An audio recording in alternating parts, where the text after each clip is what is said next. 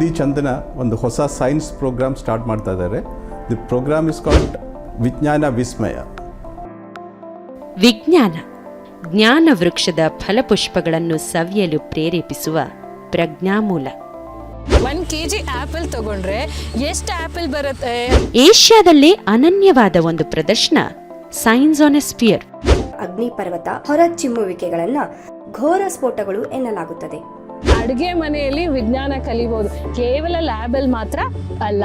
ನಿತ್ಯ ನೂತನ ಆವಿಷ್ಕಾರ ಶೋಧನೆಗಳನ್ನು ಮಾದರಿಗಳ ಮುಖಾಂತರ ಪ್ರದರ್ಶಿಸುವ ವಿಶ್ವೇಶ್ವರಯ್ಯ ಕೈಗಾರಿಕಾ ಮತ್ತು ತಾಂತ್ರಿಕ ವಸ್ತು ಸಂಗ್ರಹಾಲಯ. Watch this program, it will be fun learning science.